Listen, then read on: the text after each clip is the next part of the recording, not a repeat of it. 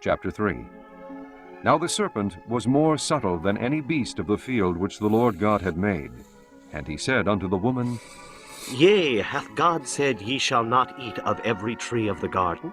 And the woman said unto the serpent, We may eat of the fruit of the trees of the garden, but of the fruit of the tree which is in the midst of the garden, God hath said, Ye shall not eat of it, neither shall ye touch it, lest ye die.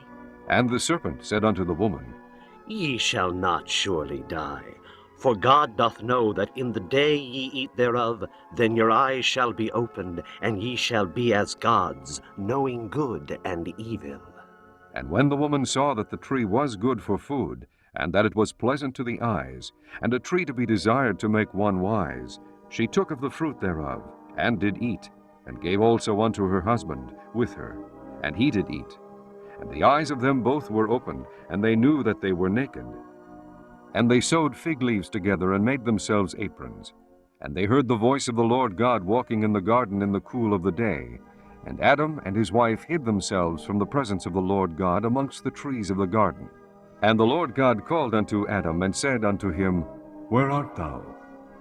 And he said, I heard thy voice in the garden, and I was afraid, because I was naked, and I hid myself. And he said, Who told thee that thou wast naked? Hast thou eaten of the tree whereof I commanded thee that thou shouldest not eat? And the man said, The woman whom thou gavest to be with me, she gave me of the tree, and I did eat. And the Lord God said unto the woman, What is this that thou hast done? And the woman said, The serpent beguiled me, and I did eat. And the Lord God said unto the serpent, Because thou hast done this, thou art cursed above all cattle, and above every beast of the field. Upon thy belly shalt thou go, and dust shalt thou eat all the days of thy life. And I will put enmity between thee and the woman, and between thy seed and her seed. It shall bruise thy head, and thou shalt bruise his heel. Unto the woman he said, I will greatly multiply thy sorrow and thy conception. In sorrow thou shalt bring forth children, and thy desire shall be to thy husband, and he shall rule over thee.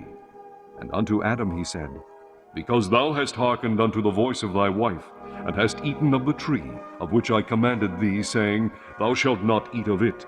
Cursed is the ground for thy sake. In sorrow shalt thou eat of it all the days of thy life. Thorns also and thistles shall it bring forth to thee, and thou shalt eat the herb of the field.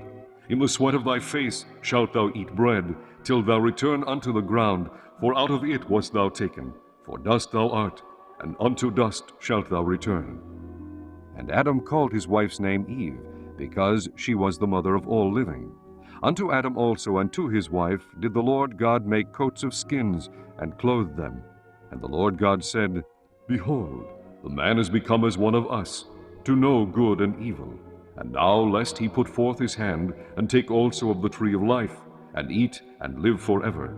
Therefore the Lord God sent him forth from the Garden of Eden, to till the ground from whence he was taken. So he drove out the man, and he placed at the east of the Garden of Eden cherubims, and a flaming sword which turned every way, to keep the way of the tree of life.